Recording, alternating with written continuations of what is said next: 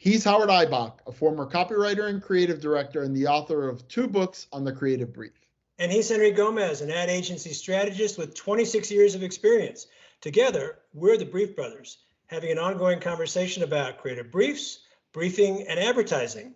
Here we are again, Henry. This time, I am really excited to tell you an old friend from my days back in the early 2000s at Carlson Marketing Group in Minneapolis has joined us. Her name is Kirstin Currie, and she is head of marketing for Appliances Connection. She'll have a great insight for us on the client side.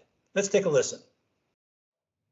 All right, Henry, we're back for another episode of the Brief Brothers, and I am really excited to introduce Kirstin Currie, who is an old friend and a colleague from, well, I guess now we have to say the defunct Carlson Marketing Group. I joined Carlson Marketing Group in 2003 as creative director on the British Airways account. We worked on the 4 loyalty programs for British Airways, and we had a lot of fun.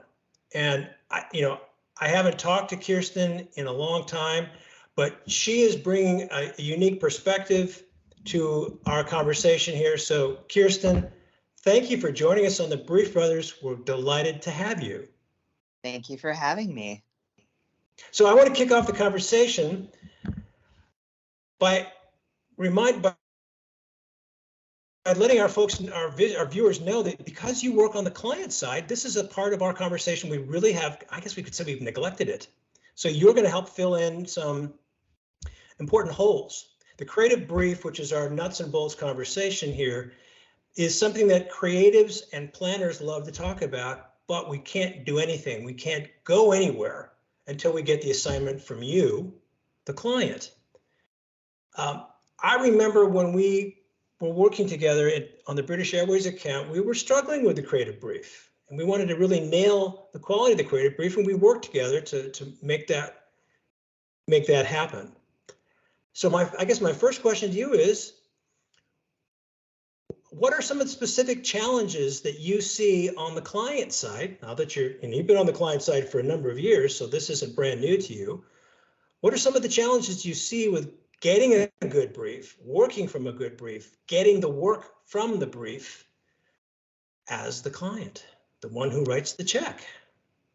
Yes, Howard, it's a very good question. Ironically, whether you're on the agency side or the client side, there isn't that much of a difference on the back end. And the agency side waits for, priority, the juice, the single-minded proposition, as you've taught us all. But the client side is still foggy in all of that because they're competing priorities, they're competing voices. They're not trained to think that way because they're not the ones receiving it on the other end. So ironically, both ends struggle. And this is why it's so incredibly important to understand brief writing from a competency perspective, because it's there in people's minds. They just don't think through the right, order of priority and messaging and what's important from a customer lens too. Right. So being on the client side, that is exactly what I've experienced. And you and I have talked about getting even the client side brief. They know what they want to go after, but again, it's those competing priorities that get in the way of delivering a solid brief at the end of the day, the agency side. So as head of marketing at Appliances Connection, did I say that right? You did say that right, yes. Okay, so as head of marketing, the buck stops with you. Correct. And I'm 1 month in, so the buck really stops with me. But what I'm understanding with this team too, which isn't different from, the Fortune 50 company I worked for beforehand, the struggle is still the same. It is how the team puts a lens on things and how their mindset is. And it's really around the customer focus and the brand focus and marrying those together to come up with that single-minded proposition. What is the one thing that you want people to walk away with? And that is really difficult, to be honest with you, when you're a a retailer or whatever on the brand side, the client side, as you like to refer to it, that has financial goals and other competing priorities or people in mind, actually, even the thought of other people in mind when they're writing things. So it's a skill that needs to be taught. And I am so delighted to be able to talk to you guys because you understand, garbage in, garbage out is always what I say to my team. And if you can't figure that one out, then we're going to have garbage out. So question, because we have had, Howard and I have had some debate on this topic particularly, which is who's the owner of the creative brief? Is it the agency or is it the client? And so in my experience working on big national accounts, typically we get some sort of brief from the client, but it's not specifically a creative brief. It's more of a comms brief. And it tends to be not brief, tends to have a lot of data in it, a lot of things. It's really not intended for creatives to consume it. So then what I do is I take that and translate that along with all the consumer research and whatever else I find out there in the zeitgeist that inspires me to put that into a creative brief for the agency for creative consumption. Is that how you've worked in the past? Have you worked where the brief is simply written by you and your team and the agency must accept that? I was just curious how it's worked in your career. Yeah, it's a good question, Henry. And I will say the answer is all of the above. There have been scenarios, as Howard alluded to, I've been across the board in my career in different places and spaces. Sometimes we just do a data dump, and it's hard for agencies to ingest that and understand what the right path is because there's a lot of data. So there's no focus, there's no lens. Sometimes we've given briefs that are very skin and bones or myopically focused on something that doesn't provide the bigger picture. So in my purview, I would say it is up to the client side to provide the best brief, and any other data, supporting data, would come along with that to the agency if needed. But if the brief is on point and concise and not a lot of words, not a lot of data, because that is the job of the client side or the brand side to go through that and disseminate all of that and put it in the most concise package for the agency, then you wouldn't need that. The agency and the creatives can then look at the other data as support characters for what they're trying to do. Do you have an in-house setup, an in-house agency, an external agency? Have you worked with both? What's the scenario?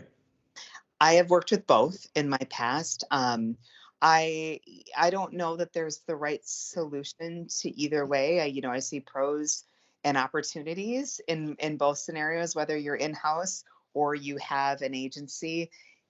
Sometimes when you have an agency, especially if you're a big name, they sell you the high level leaderboard of people, and then you end up getting multiple people working for it, or you get a solid crew. There's two scenarios in that.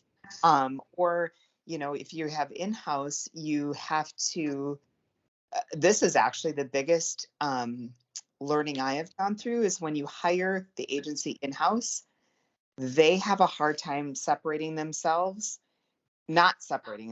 I should say, from agency to the brand, because they've always been used to infielding the, brand side and taking a step away. But when you're worried about, what's the revenue, what's the margin for this week, how do we talk about that? They're like, whoa, we just usually get sexy briefs and a sexy budget. We can go.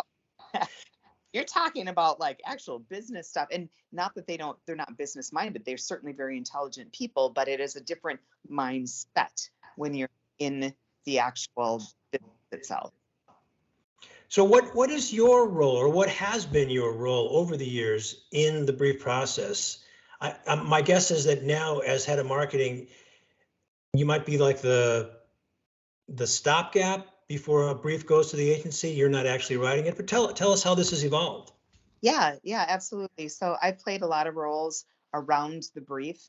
but the brief has been a very important thing to me because I do believe it is, it helps for a couple reasons. It helps people be focused, and it helps us work smarter, not harder. And in order to get to both of those, you've got to be incredibly diligent around what it is you want to say and what you want to do for the consumer standpoint. Everything that I stand for and what I guide my team in standing for is, what is the consumer experience? What do they want to hear? And what is the simplest terms of the value propositions that we offer from a brand side? And so the brief writing, I've written them myself. I have overseen briefs and sent them back to the people that them. And I have, created teams that are very good at it. They can just on their own. So I've had a variety of being part of the brief process, but to be honest with you, I'm a micromanager, but to be close to the brief is to be close to the heart of the work that is going on. And so I have, like I said, if I know people can just write the brief and go, otherwise I do look at briefs. If it's something I do want to make sure that the work is done right, because that's where it starts. That's like the heartbeat of everything. Right. I was going to say that, one of the things from the agency side that is frustrating, and we've talked, Howard and I, about it before, is that when the final approver of the creative work has not seen the brief because of whatever broken mechanism that exists on the client side, which is really unfair to the agency, I think, because then you go into a meeting and the final approver is there, doesn't know what the meeting's about, usually comes in, what are we meeting about? Oh, going to show us creative, and then they're seeing the brief, and that brief is an agreement between the agency and the client, and so that to me is a little bit of the distasteful side of when things go wrong in an agency-client relationship. Just go ahead. No, 100%. So again, being both on the agency side and the brand side, I have compassion and empathy for where you guys sit. And that is why, to answer Howard's earlier question, I am close to the brand unless there's trust there. And I am a very trustful person, but this is the heartbeat of all work. And to give you a very, very current example, we are going through a rebranding. I am the head of marketing for two companies that merged. A smaller company bought out a bigger company. We're in the middle of rebranding. We'll see them marked on the end of March, and then the messaging to follow. And I sent a note to all of the key stakeholders today saying, make sure this is on your calendar. As a reminder, here's the brief. Here's what they're focused on. Here is what is expected within the meeting in a week. And we will debrief afterwards because, like I said earlier, I don't know if it's a good expression or not, but garbage in, garbage out. So, and it's part of the process. And you're never going to get away, especially in the corporate office, of key stakeholders caring, not caring, whatever about the brief, but it is the person who is leading it, who's shepherding it, who has to keep that integrity and conviction along the process, so you don't get to the place where everyone has an opinion at the end of the day, because that's just, it doesn't go anywhere. And we've all seen that movie, right? Yeah. One of the things that Henry and I have also talked about is, alluding to what he started to ask you, or what he just asked you, is about recognizing things that are not working well, and then jumping on them before they get out of hand. And one of the things we have talked about is the fact that if you go through too many rounds of creative, like you're in your second or your third or your fourth round, that's an indication that something is not quite working. And it's very likely you pointed the brief that, maybe it's not as clear as we want to be, or maybe there could be other things, but I usually say that that's an indication that the brief is not quite the way it should be. What has that been an example? Is that example an accurate description of what has been for you, or you start to see that if we're in our third round or our fourth round, this is a red flag for you? And if that's the case, how have you responded to that? Yes, you were 100% right. And that actually is a very real scenario a lot of times. And it's because of two reasons. Either one, we weren't on point delivering the brief at the beginning and putting, the right information in. So then that trails down one way. The other way is that what we're trying to get after isn't fleshed out. So the brand or the business is not right. And you're relying on creative to solve a problem that has got holes way upstream. So That's what those Howard alludes to that all the time. We talk about using the creative process as a method of discovery, which is not a very efficient way to do business. Like I'll know I like it when I see it is not an efficient way to do business. And coming from the agencies, my whole career has been on the agency side. It's demoralizing, and it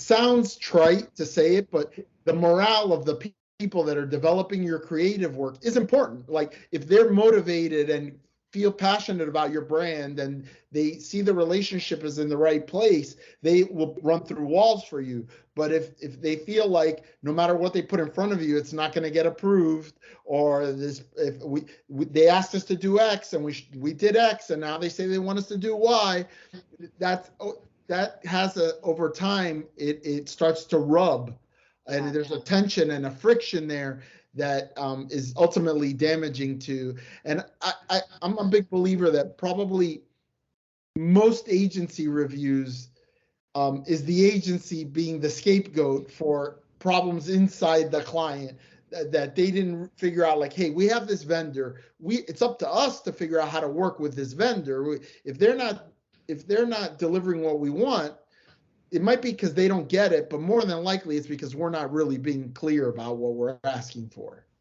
I would say, and I hate to say this on behalf of my brethren on the client side, I would say it's probably 90% of what you deal with. And I will tell you why. One, it's because in the client side, you're dealing with, like I mentioned before, P&L issues, this, that, and you guys do it on the agency side too, but it's a different dynamic, right? So then they're thinking, oh, crap. I was going to say the word, but oh, crap. We have a 1 o'clock meeting with agency XYZ, and they're not fully present, right? So if they're not fully present in the brief, they're not fully present, and it's not that they don't. That is not it at all. But I have witnessed time after time after time the fact that you're just another meeting, and then you're feeling the things that you described, Henry. And I was lucky to come from the agency side first, so I have a deep respect for that and agency folks and understanding of the brand, but they just don't take the time on the client side. I'm not speaking for everyone, but that is the truth. And period after that. And I will say one other thing. My personal philosophy is that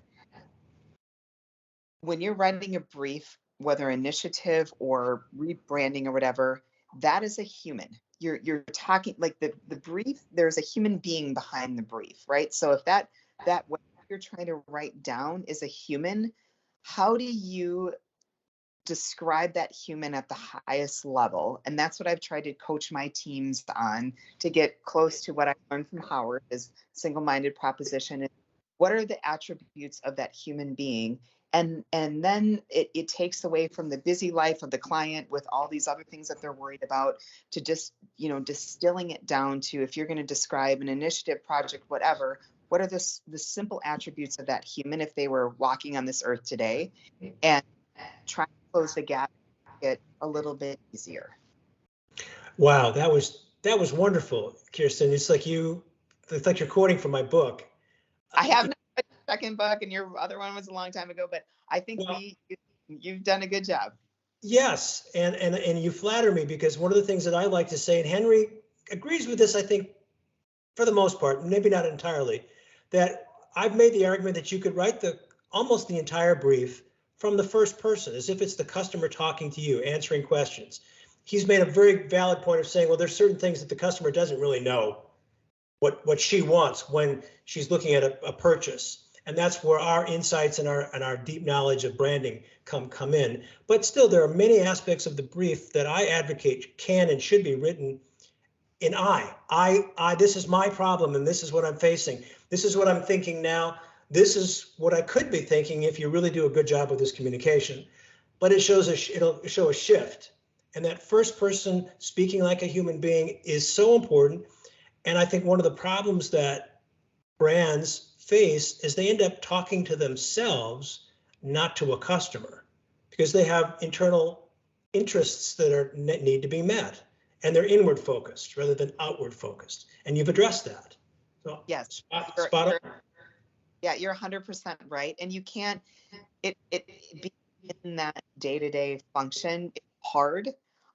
Whether you're writing a brief, whether you're caring about, a certain department or a human being, you get so myopically focused on a business that what we're saying here in this circle doesn't even come into a lot of people's minds because there's so many other competing priorities, and you feel that you're the mechanics of the brand versus the persona of the brand.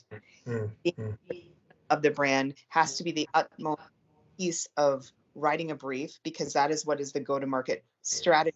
That is what is the reflection of what you want your brand to be. So it is really hard, back to your earlier question, for people within a brand to delineate the two, because you're so immersed in, this side. So it's a constant struggle between two. You alluded earlier to the benefits that you thought you derived from having worked on the agency side first. I want to go back to that and explore that a bit, because I think it's a really interesting point. I've worked on the client side myself. The last 2 jobs I think I had before I retired as a working creative and devoted all my energies to teaching was on the client side. And it's an entirely different world. But I couldn't have functioned as creative if I hadn't worked in the agency. So I want to hear you expand on your thoughts on what you have brought to your client and branding experience from the agency world. I think I bring understanding, empathy, a different viewpoint. Like I was just answering the 2 sides. I never had the 2-side struggle. I understood the delineation between, the business metrics and the human metrics and what we need to tell. And those that have had agency background similar to us, going on the client side, there's like kind of a kindred spirit to understand that. And I would say for anyone from a career perspective, if you want to balance yourself out, that is a very good place to be, just to have the cross-pollination between both. Because I will say, if you're just on the agency side, you actually don't always know the client side. When I went to the client side, I was like, well, gosh, I wouldn't have thought that or cared about that on the agency side. So I'm not painting just, unicorns and rainbows on agency side. There's learnings and opportunities on both, but the hybrid in between is really what makes you a strong business person, marketer, brand individual, and even just a cultured individual in general. Because when you're in an agency, you're serving that client. That Henry, back to you, and you were saying we're in meetings and they're like pound sand, you're not what I wanted, or whatever. You have more empathy and respect for the agency side if you're on the agency side. So yeah, a couple words or thoughts of wisdom. I would imagine, Henry, that you were maybe wondering if some of your client contacts from your agency perspective had the same kind of perspective that Kirsten's bringing. It's interesting because some of our clients have been on the agency side in the past. I guess it just depends on personalities, because everybody is different in this business, just like working with every creative is different. As a strategist, I have to know my creatives and know what makes them tick and what's going to inspire them. And this is a people business. And I do think one of the things that's an issue is, so on the agency side, we're advertising specialists, but our clients are often on the marketing side. And advertising is really only one of the 4 P's of marketing. And so to Kirsten's point, there's our clients aren't sitting around waiting for our creative presentation. They're not sitting around wondering what the next ad is going to be. They're making all kinds of marketing decisions about distribution, about pricing, all kinds of stuff. And so I think that that's also kind of part of the problem, this conflation of advertising and marketing, and that they're not the same. One is part of the other, and they work together. But I think the shame in it for me is that, you have an agency on retainer, you have a team of people that are working for you, and it's almost like, imagine if this was a law firm that you had hired and you weren't giving them good direction. They're just spending and burning your money because you know how much a law firm charges. Well, it's the same thing with an ad agency. So that's kind of a little bit of my perspective. I think there's a role for relationship counseling between clients and agencies to like really make sure that everybody's aligned. And I often think that opportunity is missed at the beginning of a client relationship to really set the ground rules. This is how this brand believes advertising works. This is how this brand believes we should be talking about the brand. This is what the brand believes about consumers, so that then we're all on the same. This is how what we believe about creativity, having those, those agreements. You have to have those agreements. So much of that just goes unsaid. You win a pitch, you negotiate a fee, you sign a contract, and nowhere does anybody ever say, okay, how do you feel about creativity? Yeah. You're so spot on, Henry. I think context is so important. And, the upfront thing, you have a brief before the brief, right? Like, how do you feel? It is what it is. So, where you stand when you the relationship with a brand. And then I will also say, not a young dog in this whole industry, but there's a lot of growth for humans to understand other humans, which then relates to, how you have that brand relating to humans. And there's just training, even if it's not training for a brief, it's kind of that EQ side of things that we don't put a lot of emphasis on, especially on the side, to take a pause and feel and hear the intercepts of the people that you're working with and listening to, agencies, customers, whatever. But that is what is really going to make smarter overall. I mean, the business metrics to your four P's, but you've got to have that human EQ side too. And we don't teach that enough in corporate America. Yeah. Well, I want to go back to something that you were just pointing out, and that is your folk, and Henry was alluding to this too, your staff, your people who are writing briefs have many other responsibilities. Now, Henry does too. He doesn't live and breathe briefs 100% of the time he's on the job. He may write, 6 or 7 briefs in the course of a year, and he has junior or younger strategists who report to him, and they write briefs as well. And we've talked about this a lot in my training. Marketers, who are a good chunk of the people who do my training, have many other responsibilities, and they are inundated with the thinking that you were just pointing out that sometimes gets in the way of having empathy for what the creative process is about, what branding is about. So when it comes time to writing a brief, what do you counsel your staff to do to make sure that they put the other stuff aside and they have the not just the time, but the right mind frame, the right frame of mind to actually write a brief? Is there a process that you take them through? Or I do. Again, it depends on the individual and their level of knowledge around writing briefs. But a lot of times when it's initiatives, I'll bring everybody in the room and talk about what we're going after, and have everyone from their vantage point kind of contribute what they know. So someone may be a research, someone from on the data and research analysis perspective, someone may be creative, someone may be branding. We all come together and we kind of just talk about the situation at hand. So then we're all joined forces to make sure that there are no holes or gaps in what we're seeing or thinking before the brief is written, because that takes 30 minutes for people to contribute, talk, and then the brief is written for one person to go away as an action item to do that. But then all of the tribal knowledge is in that room at that time. I've seen it work better than someone writing a brief and not going to other parties and understanding some of that tribal knowledge, like I mentioned, put it in the brief. So it's a simple thing to do. Right. The other half of this discussion is, what do we do once the work has come back from the agency and now you're looking at it for the first time? And Henry and I have talked about this too. It's an intricate part. Obviously, you've sent them off, and now it's time to review the work.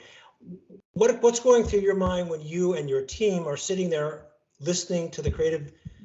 Maybe it's a team, maybe it's one person. I don't know how it is, but explain to us what you go through when it's time to review the work. I take a deep breath, actually, before then, because I first of all, I make sure the right parties are in the room. Nothing good comes from a party of 50 listening to any kind of debrief from creative. You've got to make sure the key stakeholders and constituents are in that room.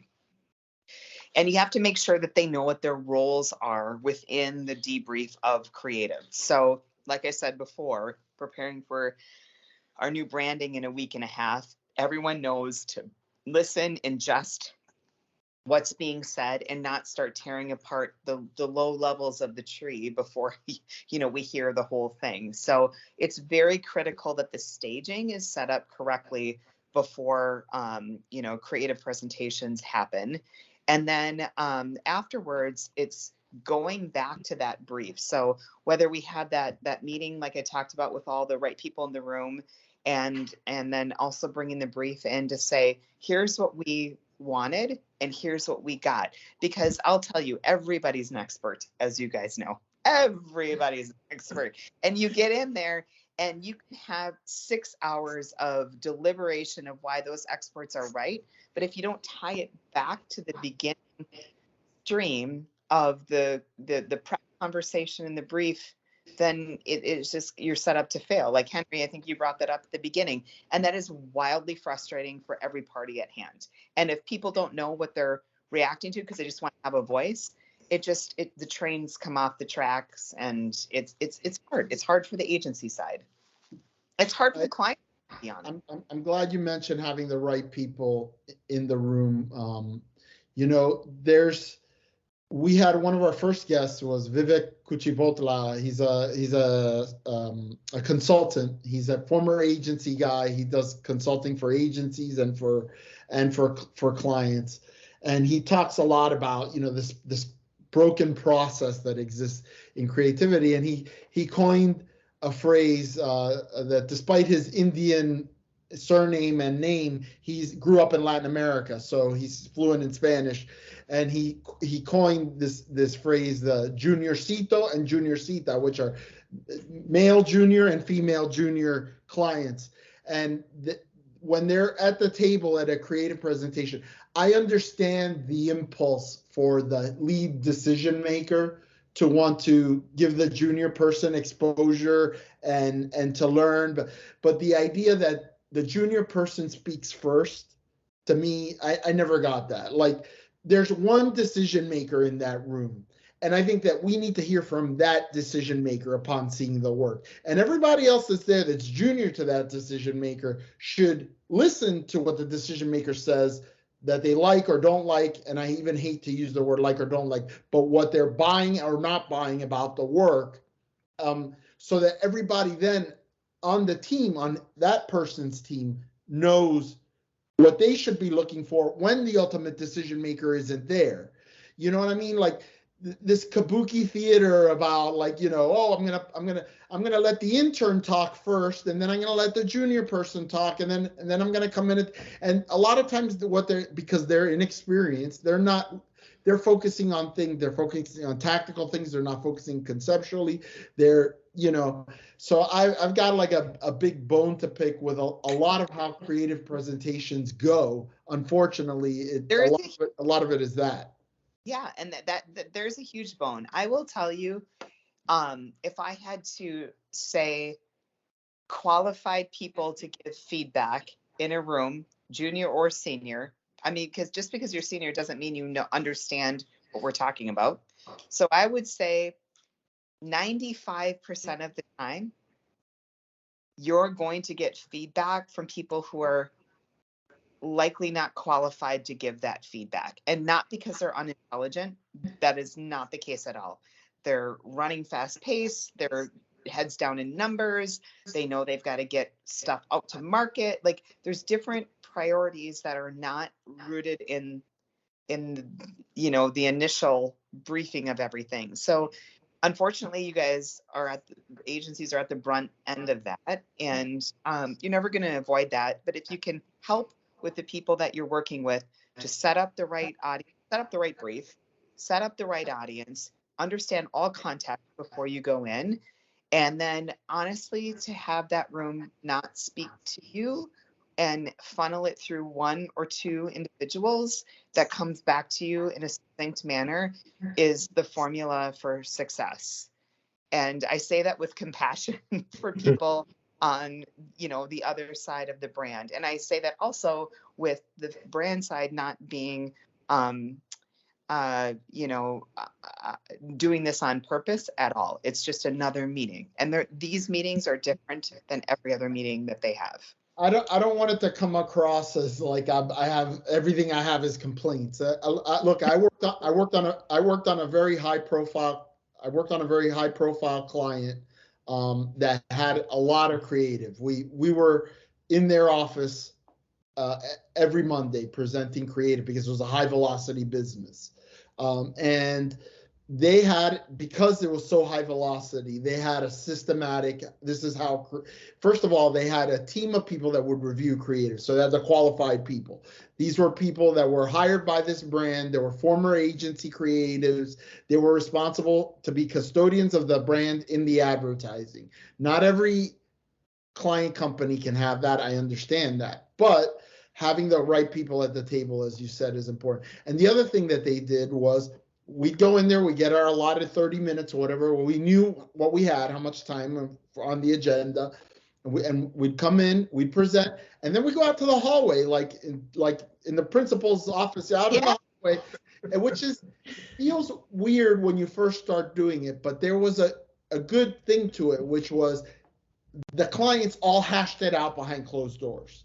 They said, well, I like it, I don't like it, blah, blah, blah, blah, blah. And they hashed it out without us having to be privy to that. And then we went back in. One of them was designated to give back all of the collective feedback, as you said. One point person giving clear feedback from among the qualified people. And they'll say, either we're buying this today, we're buying it with changes that we want to see next week, or we're not buying today. And that's all we want is clarity. Like that's all that, you know, but I think you really have to have, because I think what we've kind of stumbled on here is, depending on how much advertising is a part of your business, it's going to determine like how much time and effort you put into setting these systems up in place, right? So, you know, you have a big consumer brand that's doing, $500 million worth of advertising a year is different than a brand that has a $20 million advertising budget. Yeah, I think you're exactly right. And I think that brings back to the point of, you know, brief education and, you know, the whole process, like you just mentioned, Henry, that's the ideal place that everyone wants to be in. Yeah, you know, it's interesting. Henry and I agree on this whole point about who should speak, having the right people in the room to make the decisions. But I do a workshop called Mastering an Effective Creative Review, which is designed for the client side to get the best work from their creatives by having a conversation and learning how to have a conversation. Because I hear from clients and marketers that it's an intimidating thing to review creative and talk effectively on point with creatives. Everybody has this natural reluctance to be critical. So how do you do that without hurting somebody's feelings? But the interesting thing that I found in that training is I get pushback when I repeat. I don't use the junior cito example Henry was alluding to. It's a great clarifier and I love it. But he and I are on board on that. But when I make that recommendation, I said, make sure that the person, and in your situation, Kirsten, that's going to be you. You're the one who's at the head of the marketing. So you've got to set the tone for the people who report to you. So when I make that comment, I said, let that person speak, be clear, so that the people who report to that person have an understanding when they're not in the room. And when I say that, they say, oh, no, I want my intern to speak. I want him or her to have that flop, sweat, nerve-wracking opportunity to get comfortable. Yeah. And they push back and they say, well, what? I think that's a misplaced objective, right? Is the personal development of the junior person over what we're here. I can tell you why that happens is because you are dealing with, someone who's got a $500 million, to your point, Henry, in marketing spend or advertising spend. They have also career and personnel development objectives. Yeah. And so the least black and white place to let those people shine is when you put them in marketing and let them have an opinion. And I don't mean that in a negative way, because I don't care if you're 20 or 200. I mean, no one's 200, but you've got to have the right eye and right, mindset going in. But a lot of times we, coming from the corporate place, we allow, especially if there's an agency. Is that a dog? A cat. No, it's my cat. Well, my dog, I was rubbing right here, but that one looked a little like he had trimmed. Frequent guest on the Brief Brothers. Yes, this is Jersey. Well, Jersey could probably do a really good job writing a brief after all these things, but probably. Companies are also dealing with, like we said, so many things, revenue, this, that. They're dealing with, career development. So they want to make sure, and they think this is the most squishiest, easiest area, when actually I would say it's the most complex area. It is like a surgeon. If you're going to take a heart out, you've got to take a heart out. This is the same thing. If you're going to go to market with a very on point message, it's taking a heart out. And I'm not, what we do is not taking a heart out. So please. At minimum, you have a creative director, a strategist, and an account person in this meeting, and they're all billing $200 an hour or whatever it is, and we've turned it into an exercise to let the intern talk and feel smart. I've seen time and time again. It doesn't happen under my watch unless that intern is wickedly smart and intuitive and they get it. Like, again, not age related, not experience related. But if you're not there, you shouldn't put that trust. Again, you're putting that heart in, because it's the human heart of the brand, in an intern's hands. And, interns need some practice too. But some of them get it right away. So let me ask you, this is a kind of a not even, it's somewhat related, but not in a clear way. And I'm going to explain why. What's your feeling about focus groups and pre-testing of creative before putting it into market? That is a very loaded question. I'm on both sides of the fence of that. I think if the setup is right and the testing is right, okay, it's directionally one data point, but I wouldn't put all my trust in that. So I'm going to tell you, we have a name for this new company that I told you we're merging. We had a bunch of marks, and there was one name that came up, and I visualized it instantly. Like, I knew, I just saw a period at the end of this sentence. Like, I knew intuitively it's right.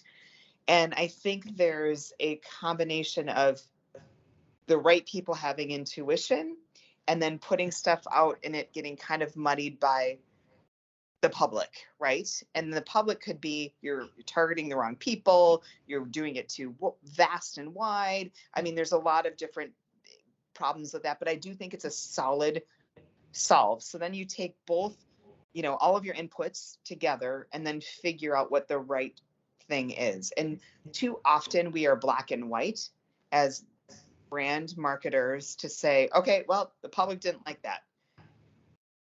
That's not the case. I agree with you 100%. I think it is a tool. It's not a be all end all. Correct. And unfortunately, it gets used as a CYA mechanism, right? Like the CMO doesn't know what he wants. So let's put it in front of a bunch of people that aren't trained marketers, randomly recruited, that are there for $100 in a focus group facility. And you put the card or whatever. I put the whole and the reason that it is related is because it's like putting the whole brand in the intern's hand. You're putting the whole brand into the hands of randomly recruited civilians who don't work in and you're putting them in an abnormal situation where you're asking them to be critics, right? That's not how advertising works. Like, you don't fill out a survey at the end of the ad. You either, it moves you, it doesn't move you. You notice it, it doesn't notice, you don't notice it. It somehow changes your perception or it doesn't change. And a lot of these things don't happen consciously. And it's up to the professional marketer to know the history of marketing, what has worked historically, what the brand is. So the analogy I always give, I'm like, you couldn't get All in the Family, the sitcom, produced today using the kind of research that's so commonly done in advertising, right? Like I can imagine the lady saying, that Archie character's so mean, can't they make him nicer? Well, that's not the show. That's not the show. Yeah. You're 100% correct. And I would say that even goes back to your other question around interns giving feedback. And again, it's not that's just the directional thing we talked about. It's everyone feels better if they have something critical to say. And even if that person doesn't really want to be critical or is on board with it. So you're right. You're leading the witness. It's leading the witness all the time in that scenario. So it's better to have inputs as a balance. Kirsten, Henry loves to tell that story about All in the Family. I love to tell another story. It's called the Capodastro Bar, and that shows up in many of our episodes. And Henry's story about All in the Family is probably his most repeated analogy or story in our episodes. But we bring him up for a reason, because the whole it's a science and an art about strategy and creative and branding and the brief that kind of combines everything and gets the ball rolling. So there really aren't that many things to say. When I teach creative brief writing, and Henry does it too, he does his own workshops, there are only so many things that you can say about what it is that we're trying to accomplish. So we try to come up with many different ways to say the same thing to keep it interesting. But our focus is always, the focus never changes. It's about clarity for the brand. Clarity for the brand, because the people who we're talking to have got a lot of other things on their minds besides our brands, and we have to recognize the consumers. Yes, the marketers have a lot of things that they're thinking about. They're not always thinking about the consumer gives a nanosecond maybe to talk about your brand. We're like beat. Okay, it's very, very little time we give to a brand. So that time is so precious, to your point. Right. But it also reminds us to be humble and to avoid hubris, because we get caught up in this in our own little world. And I mentioned this before, where we end up talking to ourselves. We do advertising and marketing to us, to ourselves, because we can't get out of our heads. We can't get out of our little cocoons. We're myopically on our own, individual. We try and say it's the brands, but we that's human nature, right? You have part of an instinctual piece to like make sure that comes through. But if you can, to yourself, to your point, be humble, take that off and just listen to the customer. It's about the customer at the end of the day. And so if this customer is talking to another human being, what would that relationship look like? at the very simplest level. That's why, getting back to what we were talking about before, in-house agency versus out-of-house agency, I believe an agency supposed to provide you outside perspective, outside counsel. And so I think you lose that a little bit when you have an in-house agency. It can become myopic unless there's somebody there that's keeping people straight. And I think that myopia is truly probably the biggest challenge that I see in terms of marketers, is really, you live and breathe your product every day. And you're so involved in it, you know everything about it. You know the great things about it. You know the things where your competition is better. And and consumers don't know any of that stuff. Like, they only see like the tip of the iceberg. And you really have to learn to let go and say, what is the consumer likely to take away from this ad? What is the consumer? And so, unfortunately, as a strategist at an out-of-house, agency, right, at an agency, oftentimes I have to be the bad guy that has to like tug on people's ears and say, guys, that's not the way consumers see this business. Yep, you're exactly right. It is hard. I think, when you ingest an internal agency at the beginning, there might be some goodness, and certainly there's probably financial goodness, as we all know. But once you're in the fabric, and you have a hard time separating or bringing that outside point of view. The other thing that I worry about, and again, I'm not poo-pooing in-house agencies. I'm sure that, but you do see a pendulum swing. Like, you'll see an ad age, brand X took their advertising in-house, and then 5 years later, it's brand X is having an agency review. They've dissolved their in-house agency, and now they're lining up the usual suspects.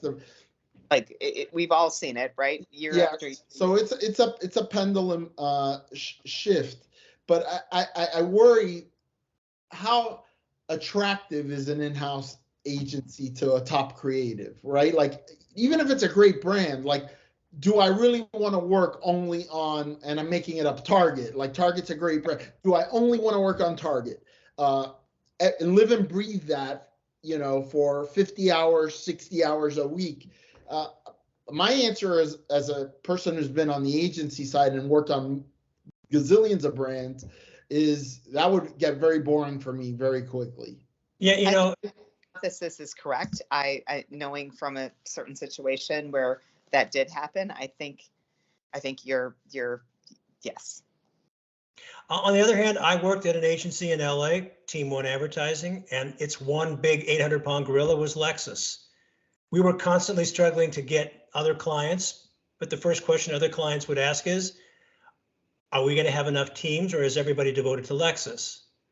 The 800-pound gorilla became actually the unlocked door that agency or the clients didn't want to come through because they didn't think they were going to get the attention. So I worked on almost exclusively Lexus day in and day out, but it was an interesting challenge. But I get the point. I think that's a good point, Howard, because I think if you're an internal agency for, let's say, a retailer with a house of brands, it could be very interesting. Like, you're an agency within an agency. I've seen that.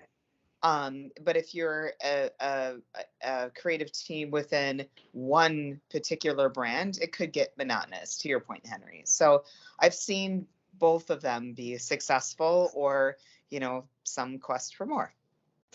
Kirsten, we'll wrap up our time together. It's been wonderful. Let me ask you to put your prognosticator hat on. We've asked this question of some of our guests in the past, and I'd like you to, what do you see about the future of your particular industry right now? You're in a retail environment, and I think the last couple of jobs you've had were also in the retail environment after you left Carlson.